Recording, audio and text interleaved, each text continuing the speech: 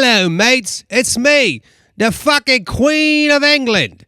I get meat clothes tailor-made by me servants in the morning every day. But if I'm also Australian. But if you want a good t-shirt and you're a broke bastard, go to wax.com.com. Click on store and get yourself something lovely for you and the missus. It's me, the Queen of England. The Queen of fucking England. Wax's podcast, talking mad shit about uninteresting facts. Yeah, you know we toast that shit. Podcast, listen to it every Wednesday.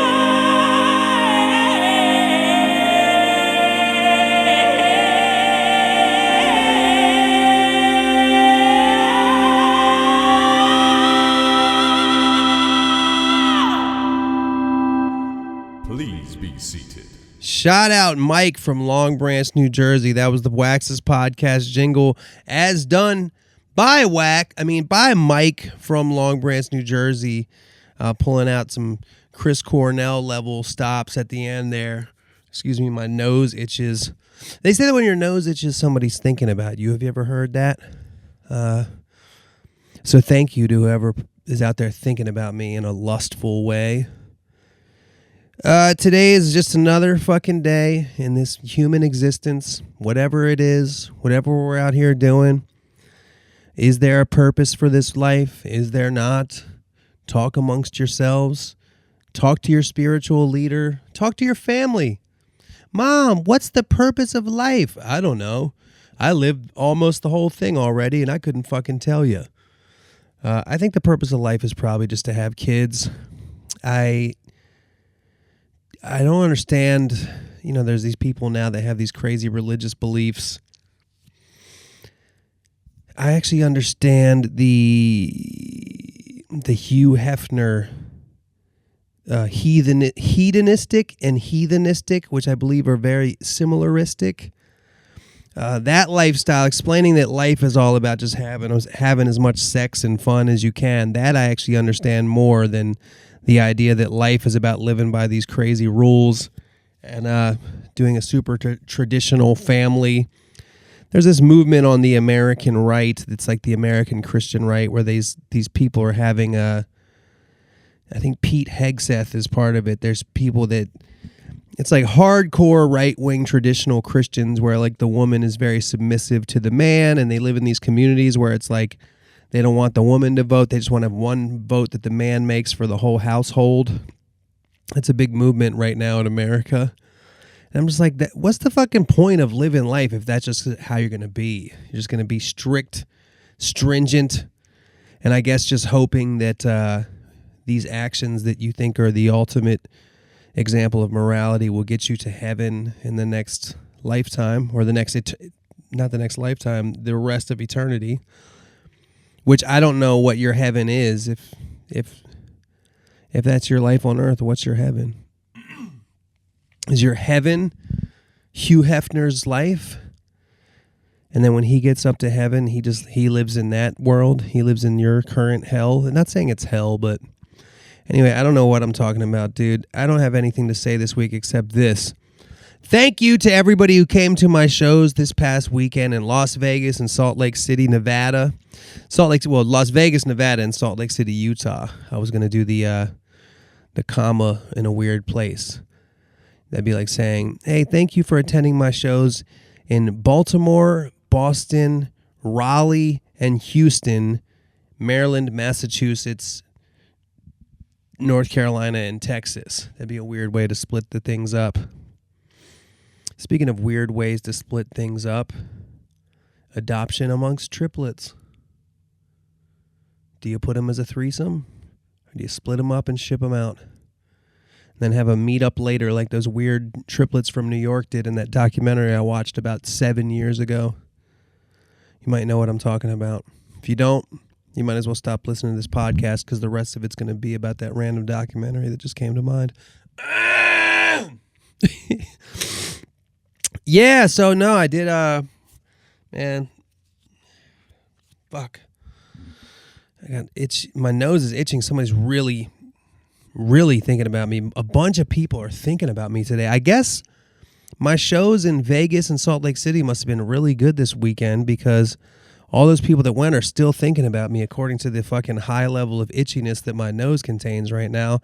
I have an itch up inside of like whatever you call the mid section of the nostrils that splits the nose into two nostrils. I don't know what that's called. Is that a septum? I've heard of people having a deviated septum. Well, right now I have a scratchificated septum. I have an itchified septum right now.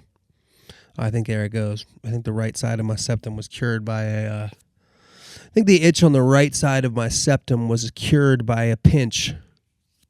Both in a pinch and by a pinch. So, yeah, the shows went well. Thank you to everybody who came to the shows. For those that don't live in Las Vegas and Salt Lake City, I have a bunch of shows coming up. I have 7 shows in Canada coming up. Vancouver, Calgary, Saskatoon, Winnipeg, Montreal, Toronto. Not Toronto. Don't pronounce the T. People get very upset if you pronounce the second T. This is not This is not an orthodontist. Somewhere where you pronounce that kind of T. It's Toronto. Toronto, as people told me to say it. People say that people from Toronto say almost like it's with a CH at the beginning. Toronto. I'm not from there, so I don't pronounce it with the fucking local accent. I say Toronto because there's a T in it. That said, there's a lot of other words where they're pronounced in a weird way. What else can we talk about besides that? So I have shows coming up there. Then Minneapolis, Chicago, Cleveland, Portland, Seattle, Berkeley, and Santa Cruz. Get your tickets now at wax.com. Come out and check it out. Have fun. I've been giving away these stupid trophies. I shouldn't call them stupid, but they are kind of stupid. My last album cover had me with a wagon full of trophies, and the actual trophies from that wagon, I'm giving one away at every show, so you can join that contest on my Instagram. Go check that out. My brain is not in podcast place right now. What I've discovered, to do the podcast more effectively, it helps if right before the podcast I do something meditative, whether it's taking a long walk, going and doing yoga, even going to the gym. Something meditative to get you in a free-flowing state. And today was quite the opposite of that. Today was like I went through my list of stuff that I got to do, and I kind of sort of tried to organize it. I'm a very disorganized person and a very easily stressed out person. So when I see all the stuff that I have to do that I haven't done, it does the opposite of put me into a peaceful place where I can ramble improvisationally about God knows what. In fact, it puts me in a place where I feel, even right now, as I try to think of the word I'm looking for, I feel flustered, which might have been the word that I was originally looking for. I just don't feel flowy, you know? I'm like a stiff dress. I don't feel flowy.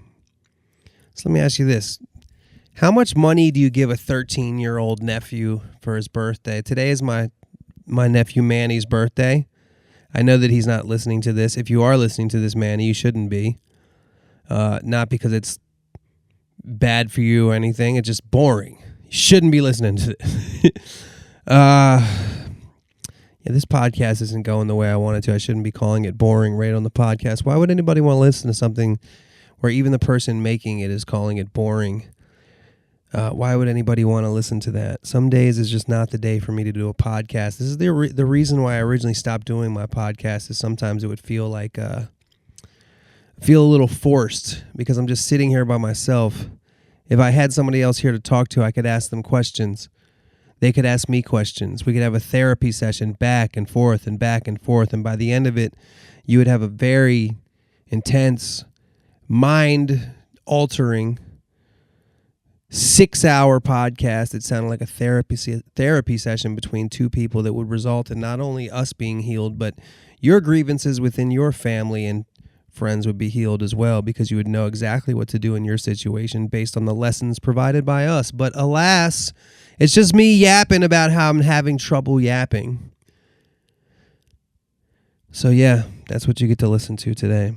But how much cash would you give a 13-year-old? I asked my brother if he had any suggestions for a birthday gift for my 13-year-old nephew. It's a tough age, and he doesn't have a lot of like special interests. You know, when somebody has something,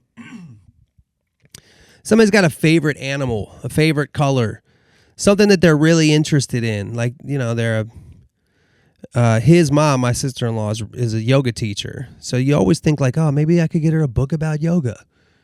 You know, maybe somebody's a big fan of a certain band. I can get him something like that. But my nephew Manny's not really like that. He's a man of mystery, and he's also a man of well-roundedness. You know, he doesn't really have a specific thing he's into. I guess soccer. He's into soccer a lot. But so my brother told me that the best thing to get him would be cash.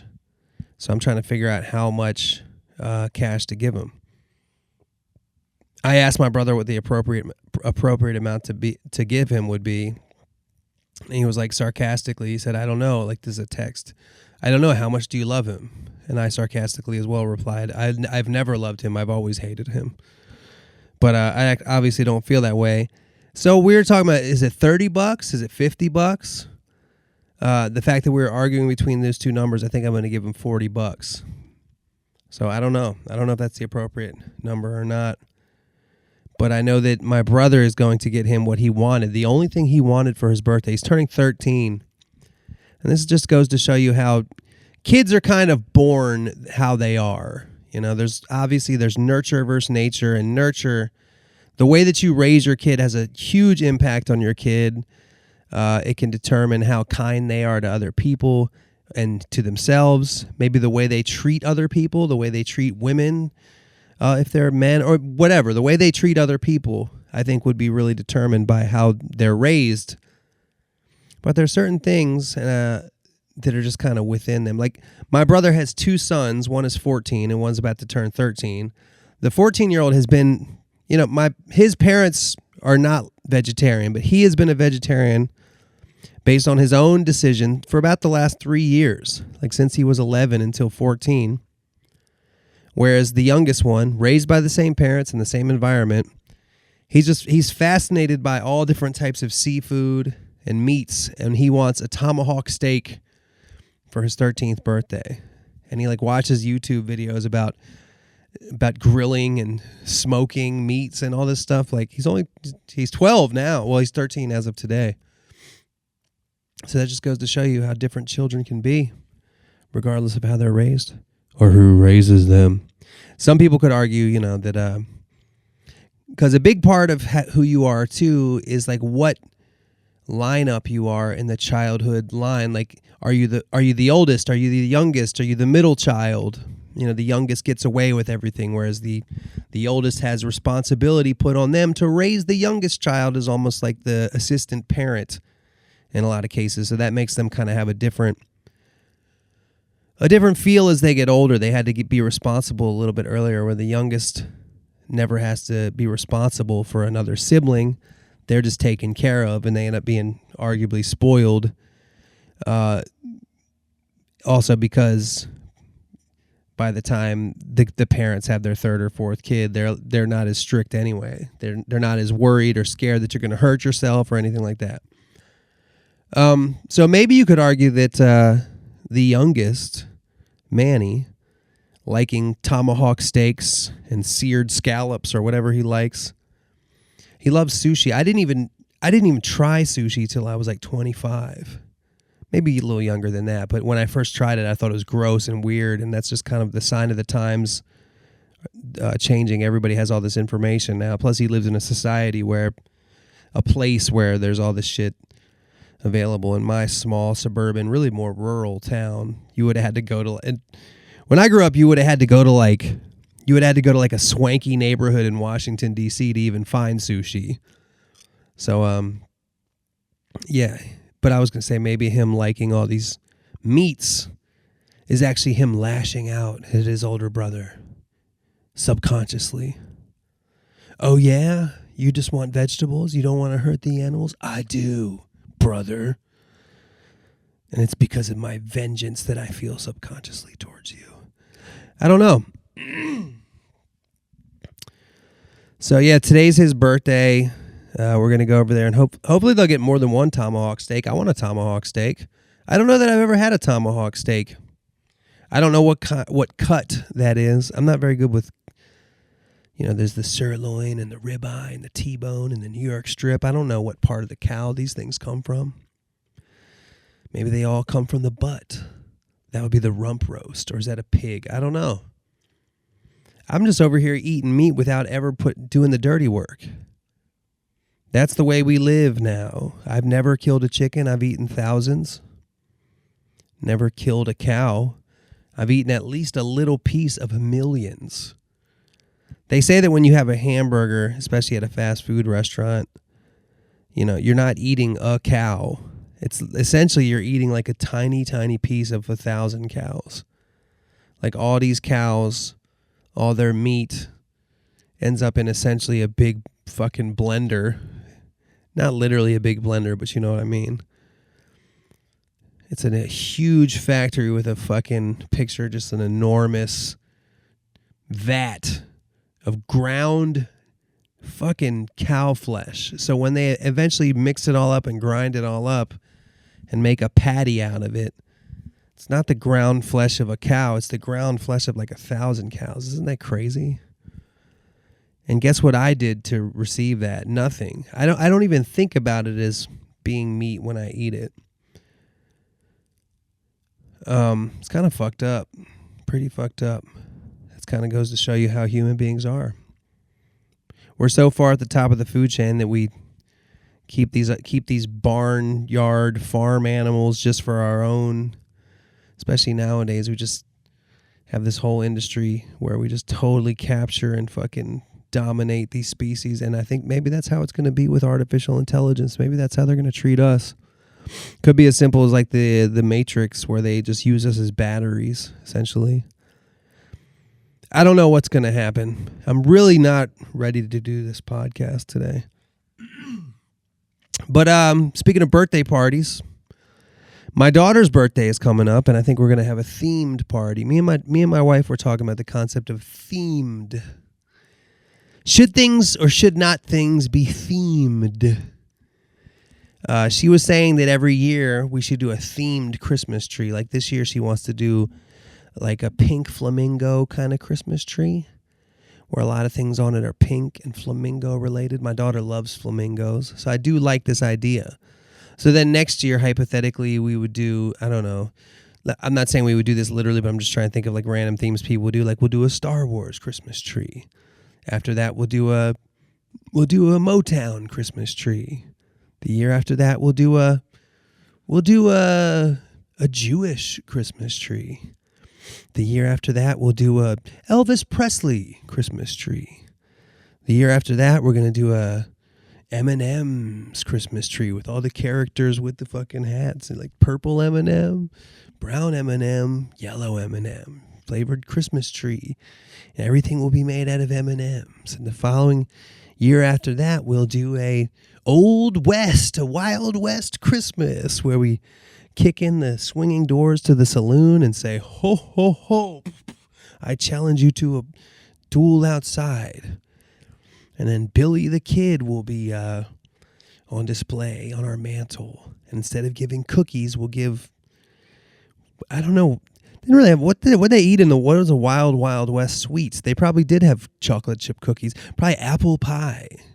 They have apple cobbler. And then the year after that, we'll have a war Christmas, a World War I Christmas, where we dig a big trench around our house and Santa has to come through the trench in order to bring us our gifts, which will be very light because all the steel was given to the British and French and German armies from their people back home. And then the next year, of course, we'll have a World War II Christmas tree where it'll be very similar, except it'll be American, more Americanized than World War I.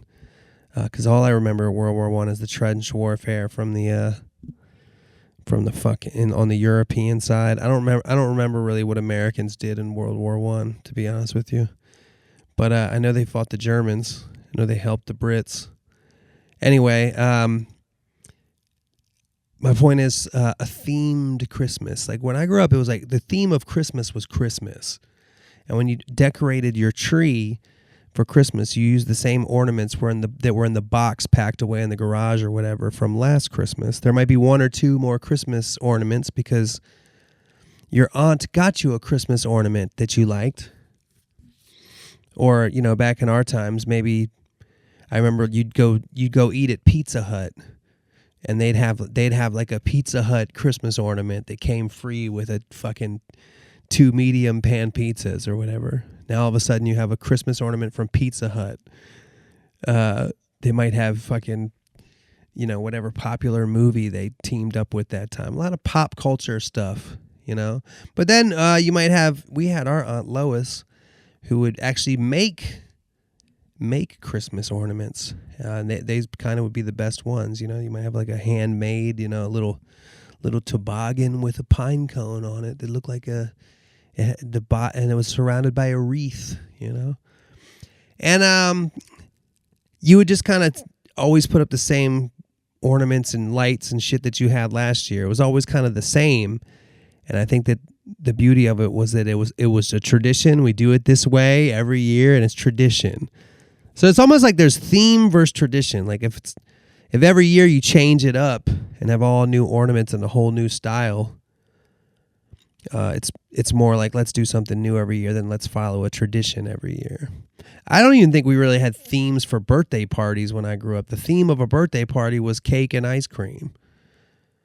Maybe you have it at McDonald's. That's it. You might have you had a McDonald's themed birthday party, or you had a birthday party at somebody's house and you had cake and ice cream. You might have a goodie bag that you left with that had a streamer, some balloons, and if you were lucky, a little thing of bubbles. If you were lucky, maybe some Tootsie Rolls. But yeah, I don't know. Should things be themed or not? This is the worst fucking podcast I've ever done. You know what the theme of this podcast should be? The theme of this podcast should be destruction. Appetite for destruction. Guns N' Roses and why they named their album Appetite for Destruction in 1988 or whenever that album came out.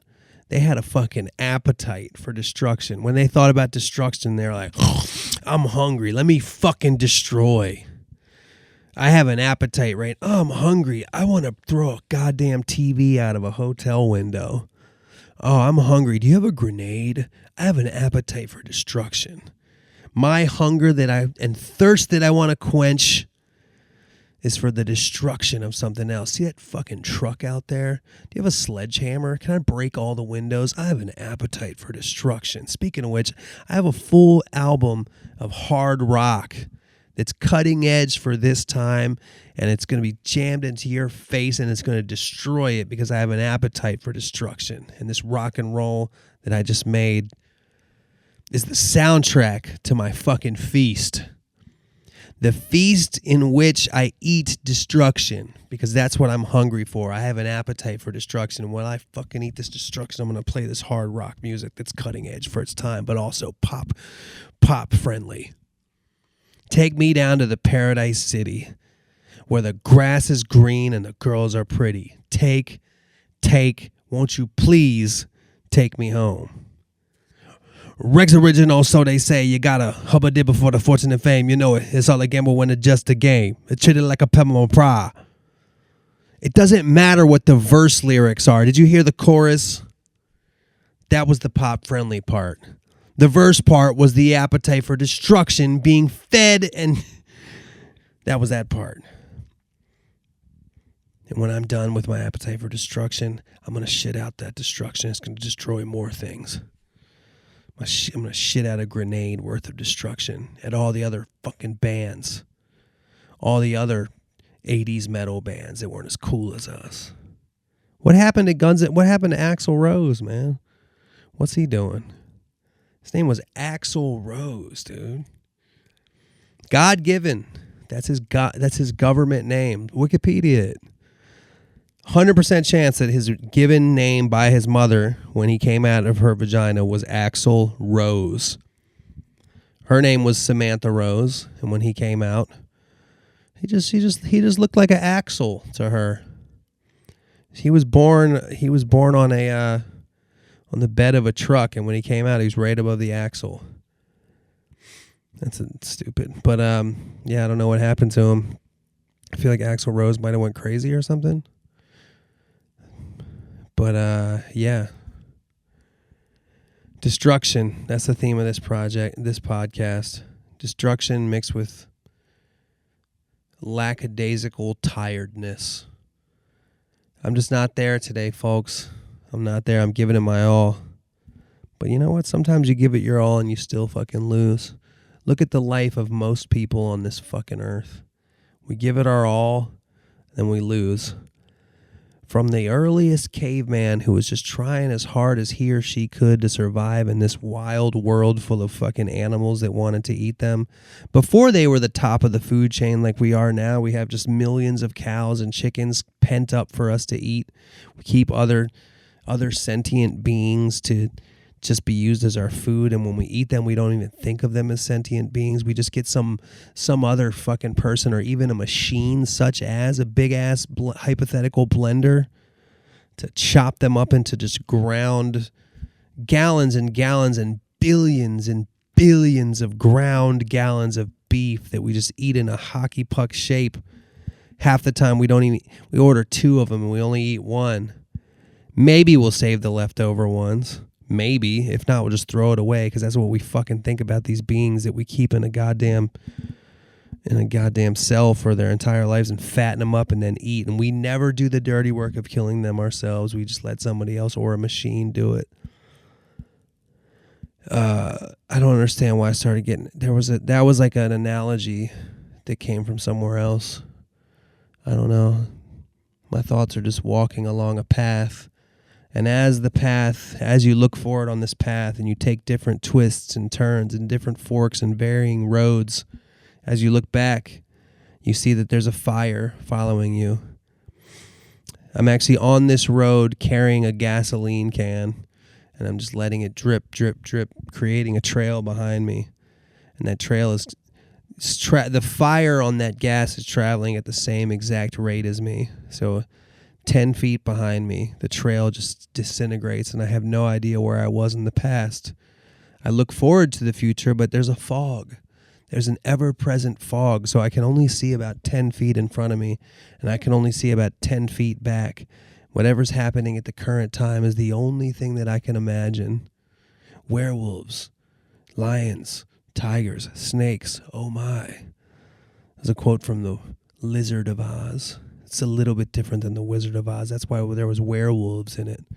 The regular Wizard of Oz has lions, tigers, and bears. The Lizard of Oz has lions, tigers, and bears, and werewolves. It's slightly different. And instead of being a wizard, it's a lizard. Everything else is exactly the same. But the werewolf, the Tin Man, the Scarecrow, they don't have... One doesn't have a brain. One doesn't have... The fucking lion doesn't have a... The Tin Man doesn't have a heart, the lion doesn't have a brain, and the Scarecrow doesn't have a soul. And the werewolf in the Lizard of Oz, he wants to eat all those things. He said, whenever you get your heart, I'm going to fucking eat it. Whenever you get your brain, I'm going to fucking eat it. Courage. The lion wanted courage. And the werewolf said, I don't even need you to get courage. I'm just going to eat your fucking ass right now, lion. You stupid bitch. I'm a werewolf. You're a cowardly lion. You're the perfect kind of lion for me to eat. The real lions might fuck me up. Cowardly lion, shit. I'll eat you while you cry. I'm going to start with your legs and eat them and just watch you cry, though. I'm a fucking werewolf. But it's only on a night with a full moon. Any other night, I'm just Steve the accountant. So most of the time in the movie Lizard of Oz, Steve the accountant is actually walking along the lion, tiger, and bear on the way to the wizard, and they're singing "We're off to see the wizard," and he's like, "Why are we going to this place?" And he's lost in Oz. And they're going to see the lizard rather, but then like once every 30 days or so, he turns into the werewolf. Then he starts eating the cowardly lion. Then he turns back into Steve the accountant. And the lion only has 3 legs. I guess in The Wizard of Oz, the lion was a fucking man and walked upright. So I guess he only has 1 leg after the werewolf eats his leg. Another 30 days go by. They're still on the yellow brick road trying to make it to the lizard. All of a sudden, that full moon strikes again. Steve the accountant turns into the werewolf, eats the fucking cowardly lion's arm. Next day, Steve wakes up in a frenzy. The cowardly lion has 1 arm and 1 leg. And now by the time he gets to the wizard, he doesn't give a fuck about courage anymore. He just wants his limbs back. And he realizes how courage isn't even a big deal. It's a whole different moral of the story. Used to be the moral was, don't fuck with the wizard or whatever. Now the moral is be happy with what you have. Yeah, you don't have courage, but you got arms and legs. Hey, this is Wax. I want to talk to you about Olympus Reserve Premium Beef Jerky. You may be familiar with my series Snacks with Wax, where we reviewed some very average snacks. Well, this beef jerky is the opposite of that. This ain't your stale 9-month-old gas station jerky. This is Olympus Reserve Premium Beef Jerky. Small batch, big bags, made fresh every single week. No stores. They only sell at farmers markets here in San Diego, but they also ship anywhere in the United States.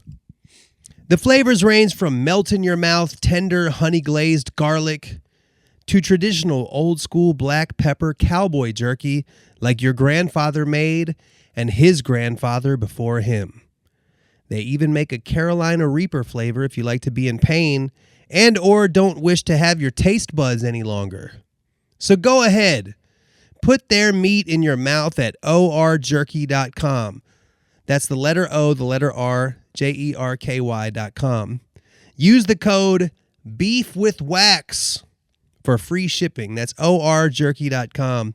Olympus Reserve Premium Beef Jerky. It's the real deal, y'all. What you just heard was an ad read for Olympus Reserve Beef Jerky. If you have a company that you want to get some people to hear about, beatsforwax@gmail.com. Hit me up and let me know if you want me to do an ad read. It can be very cheap. I might not have millions of listeners, but if you want a few hundreds of people to hear about your product, let me know. Hopefully this shit will get bigger. Hopefully the podcast will get bigger. It probably won't due to the nature of it, but I'm going to keep doing it. I am going to keep doing the freaking podcast. Hopefully I'll get my brother to do this podcast with me. Maybe it'll be more interesting. Anyway, this is from Mark. Excuse me. Yo, Wax, Mark from Bristol, England here. Just wanted to say a big thank you, firstly, for bringing back the podcast. And secondly, your music has helped me out a lot throughout my life. I got into your music when I was 13, and now I'm 27, and I'm just very grateful. Hope to see you in the UK one day. If that never happens, I will definitely be spending the money to see you in the States or wherever in the world. I got your Wax logo tattooed on my arm. So my question is, have you ever come across anyone with wax-related tattoos? And if so, how do you feel about it? Sending you all the best wishes and thanks again for everything. Well, Mark, thank you for the kind words. I've actually come across a ton of people that have had wax-related tattoos. A lot of people have the lyrics, the logo. A bunch of people had my album Continue, like the typewriter font. I've seen a bunch of people that had the Continue logo. I've seen people with the Scrub Life logo. Mostly it's usually like a short lyric to a song. Or I've seen multiple people that had a picture of a flying limousine tattooed on them. It always trips me out when I see that because that's like, it's permanent. For the rest of your life, it'll be on your body. I guess the more tattoos people have, the less they consider it a big deal to have yet another permanent one on their body. Tattoos are interesting because I feel like nowadays people are considered just like, I feel like tattoos people consider it's less about the meaning of each individual tattoo and it's more like I just have tattoos. You know what I mean? The tattoo is more like one big thing, and like I'm a person that has tattoos everywhere. Usually it's like, I think the old school way was that you'd have a few tattoos, and then when it got to be like maybe the 90s and 2000s, people would have a bunch of individual tattoos. And I think now it's almost looked at it like I'm just tattooed. I have a fuckload of different tattoos. But how do I feel about people having the tattoos? I think it's it always trips me out and makes me feel like, damn, this stuff must really mean something to people if they're getting it permanently installed onto their body. I don't have any tattoos. I've never really, when I was a little kid, I thought that I would get a bunch of tattoos. Then when I became old enough to get tattoos, I think the main drawback from when I was like 18 until 30, and I probably still would think this way, is that it was just, I didn't want to spend the money, which is weird because I spent tons of money on other shit. There was one, I almost got a tattoo that I'm so glad that I didn't get. I was with my boy Steve while he was getting a tattoo. He had a coworker who was really good at giving tattoos, and she gave tattoos out of her garage in Temecula, California. And my boy Steve got this tattoo right here of like, God, I can't remember what it was, but it was definitely something with a guy fishing. Some shit. I can't remember exactly what his tattoo was, but I was just there hanging out with him, and I was just like drinking and watching him getting a tattoo, and I was pretty well drunk, and I drew out kind of like a basic example of a tattoo I would want, and it was like a skull and crossbones with buck teeth, and I was like, do it real big on my neck. Because, when you're a little bit younger and you get a little drunk and you're just like, yeah, I just want everybody to know that I don't give a fuck, I remember I had a friend, I'm not going to say his name was Matt, and he had a big red anarchy sign on his neck. And I just always thought that was cool because it's just basically saying like, no, I'm not, like, old people tell young people not to get tattoos because they're like, this could affect you when you're older. If you have a crazy tattoo, you'll never be able to work in an office, And I think this dude that I know, I don't really know him anymore, but I did back in the day, really good dude. He was just saying like, yeah, I know, that's the point. I'm never going to do a job like that. Do you see the fucking bright red anarchy sign on my neck? I'm not doing that. And I always thought that was kind of cool. So I think that I was kind of like taking that inspiration. But obviously, I'm glad that I didn't get the skull and crossbones with big ass buck teeth on my neck. All right, Skylar L from North Dakota says, "What's up, Wax? Longtime podcast listener here. Very thrilled that you're back at it again. I used to check to see if you put out another podcast yet every so often at the beginning of your hiatus. I used to check if you put out another podcast yet every so often at the beginning of your hiatus. I had listened to the last one when it was new, and now I've been tuning in every week, and it's something I look forward to every week. I wanted to mention that today while I was at work, I was called to bring a broom out so this kid could sweep up a mess he had made, and it reminded me of last week's podcast about the Macaroni Man. It made me happy to think that this kid was the opposite of that dude in terms of responsibility." Well, he said he was forced to, though, right? My question is, does Friday the 13th these days remind you of the events of your song Summer in the City, and does that still fuck with you or not? That's funny. I just read this email briefly before I hit record here, and I had forgot that was on a Friday the 13th. The answer is no. The answer to that question, if you don't know what he's talking about, I got robbed at gunpoint when I first moved to LA, and I wrote a song about it, just like a simple song detailing the events of that. And that happened on a Friday the 13th. And I haven't thought about that fact that it happened on Friday the 13th in at least 10 years, and until you mentioned it. So no, I've never been scared of Friday the 13th. And even after reading this and thinking about it, I still am not. I think that's just kind of a random thing. I know that since I'm saying this, I'll probably get hit by lightning on Friday the 13th. And I'll be leaving this behind as a irresponsible lesson in not being superstitious.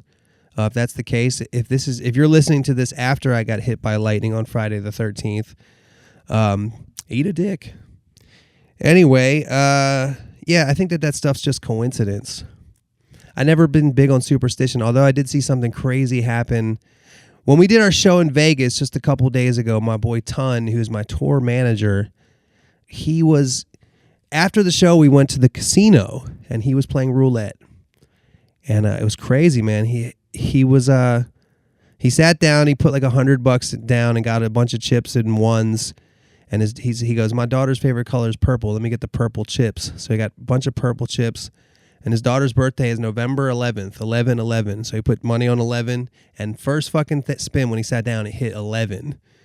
He got a big stack of chips, put money on 11. The second fucking spin, it was 11. So he had the purple chips right on top of the thing. It said 11/11. And he sent the picture of it to his daughter. That's crazy. But sometimes things just happen. I still think that that's just a crazy coincidence. Because like he said afterwards, he's like, yeah, every time I've ever played roulette, I do that. I've never even hit the once first spin, much less twice.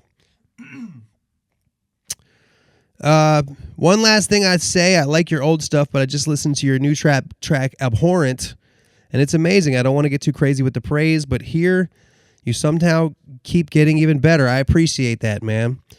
I just put out a new track this past Friday, Wax and DJ Hoppa. It's called Abhorrent. It's actually kind of a leftover track from our album. We have me and DJ Hoppa have a collaborative album that's going to come out early next year called Highway Hotel. It's called that because we made the whole album on the road. Abhorrent was kind of an extra from all those sessions. We wanted to put something out just to put something out. So it's kind of just like 3 minutes of bars. You know, everybody has their own opinions of kind of like the work that I do, the music I do. Some people think like I feel like no matter what I do, somebody's not gonna be happy with it. Or like every time I put out something where I'm just like doing like straight up rapping, a bunch of people are like, finally you went back to your whatever, you know. But if you go back to whenever, I'm always doing different kinds of music. And I say that all to say that if you're an artist out there, even if it's good, even if what people are saying about what you're doing is good, whether good or bad, you should always do what you want to do, because that'll make the whole thing fun and meaningful. If you just kind of like, if you're gauging what does my audience want me to do, then you're just a politician looking at polls, you know? I think you should do whatever you want to do, even if it makes your audience pissed off or think you suck or you're lame or soft or whatever. If you look at the artists that we love the most, I mean, there's different examples. Of course, AC/DC is the example everybody always uses of like, yo, AC/DC, they do AC/DC. They're not all of a sudden going to do a fucking slow country ballad. That's not AC/DC. And there's rappers like that too. But I think some of the greats, Kanye, excuse whatever he's done recently, but Kanye before he was so-called crazy or whatever, he would switch his style up a little bit every album, and that makes it so it's like not only are you not really following the trends, you're creating the trends, you're guiding the culture rather than just following the fucking trends of the culture. But also, for me, it makes it more interesting. You know, if you're a fan of somebody and they're always giving you unexpected. I like art that's unexpected. Even if you're just listening to one song, it's kind of like if I know where the lyrics are going, it makes it less interesting. If you surprise me with a lyric I wouldn't have thought that you was going to put there, to me that's more interesting. So, don't do what people want to do, but I think that you'll develop people that like it regardless. That said, I do appreciate you, Skylar L, for the praise. Hey, Wax, it's Reen. Nice job on the new single. Love the beat and what you did with it. Super excited for the new Wax and Hoppa project. That was well put timing-wise. It got me thinking, what's the extent word nerds have gone through to make the most intricate bar possible? Do you think some people really have bars that say stuff when audibly reversed? Or is that just myth? Most seem like a reach, but the Eminem My Name Is one seems a bit trippy. Shout out to the fellow listeners and Gene the Bean. I didn't know what this was. I saw this and just real quick, I just YouTubed Eminem My Name Is when you play it backwards. So I believe what you're talking about is Reen. Reen, I believe what you're talking about is the chorus of that song. He goes, "Hi, my name is," and I saw this guy, like a video with a bunch of comments. People were saying that it said something else, but I think it's saying, when you say my name is, it sounds like it's saying it's Eminem, it's Eminem or something. I think that's what it's saying. That's what somebody in the comments said. I don't think that was on purpose. If it was, that's fucking genius. But I had never heard of that until you just said it. Now, do I think that people do stuff where it's like audibly reversed? That would be pretty incredible. I just don't know of any other examples of that. And I think that those are very different questions that you ask. Like the extent word nerds have gone through to make the most intricate bar possible, and then people saying stuff that's the same when people saying stuff that's something when it's audibly reversed. Those are two very different things. Like the audibly reversed thing, you wouldn't necessarily have to have an intricate bar to do that. In fact, you know, a lot of times when people have forget the audibly reversed things, I believe they're called palindromes, things that are the same, like a race car or radar. You know, like radar is radar, radar. But there's examples of like these really long palindromes that are like a whole sentence. And usually the sentence doesn't mean anything. In order to make it like that, you have to do these really wild sentences. But yeah, I definitely think that tons of word nerds have tried to make the most intricate bars possible. I think there's people out there. I mean, especially if you look into certain battle rappers, I think battle rappers have probably taken it to an extent that's almost as far as it can go, and people will keep taking it farther and farther. And then some people keep it simple and just say things it's more about the meaning of the words and like how they rhyme with each other and how intricate they are. I think the people that kind of do it the best are the ones that one of y'all brought up Eminem. I think he actually is probably one of the best in terms of like being meaningful yet complicated. You know, a lot of people that do really complicated raps, it ends up being kind of like what I said about the huge palindrome things. Like, in order to get a bunch of shit to rhyme, it's not really going to mean much. Whereas some people can kind of have some pretty crazy rhyme. I think Kanye would be an example of this too. Maybe not to the extent of Eminem, but people that can have really crazy rhyme schemes and it really still is very meaningful. But yeah, people have definitely done that. I can't tell you who they are. I can't tell you off the top of my head. But hey, Wax, Puya from Iran here. Glad to see you've brought back the podcast. I really enjoyed listening to you, and some of the highlights, or some of the longtime listener stories and updates. A lot has changed in everyone's lives since the older episodes came out. So here's my unsolicited life update. Ooh, juicy details of the life of Puya. I graduated from university during COVID studying civil engineering and started working with an airline. As travel restrictions were being lifted, then came the dreaded compulsory military service that lasts 2 years, which I managed to apply to work for a company that was in a program which allowed your service to be spent working instead of being in the military. I just had to do 2 months of basic training. Just recently I finished it, and I'm now allowed to travel outside the country with 0 restrictions. But even before that, you had to obtain permission from the government once you turned 18. Now I'm in the process of a green card application, which, to be honest, I'm only pursuing to be able to see you and my other favorite artists live. So I'm really happy to see you getting even more serious with all of your endeavors. Hopefully I can see you soon. Also, I started painting again after 4 years, which was pretty neat. I'll keep my question for next week, but I want to urge all the older listeners to give a quick update as well, as it's really interesting to see how everyone grows and evolves like you have. That goes to show you, Puya. Yeah, it's been 6 years since I took a 6-year hiatus on this podcast since I did the 6 in a row I've done recently. And in that time, COVID happened. I think my last one was in 2018. So COVID happened. All this crazy shit in the world has happened. It's interesting that you're talking about military service in Iran, because this letter really goes deeper than what you're saying. Like, I think a lot of times, especially with the way that the world is now, we forget that we're all just fucking people.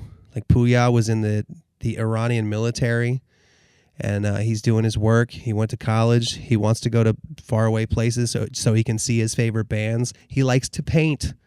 He's just a fucking human being like we all are. But if you were to listen to some of the rhetoric by people on all points of the political spectrum. You know, people might not understand that no matter where we're all really just the fucking same type of human beings. You know what I'm saying? Especially in cases where there are the people who run the show and there are the people who are underneath. You know, no matter what country you are in the world, and no matter what style of regime the government has, those are all the people in charge of the shit are always going to be the people that are on some crazy shit. Power hungry, zealotry, things like that are always going to be established right at the top of the fucking food chain, and they try to put all their bullshit on all the rest of us.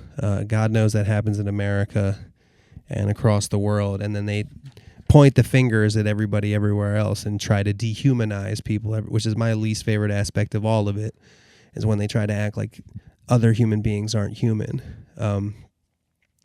For example, I don't really get into politics on this podcast too much, but a recent example is, so there's these, we don't even know what they are, right? There's boats from Venezuela or Colombia, wherever they're at.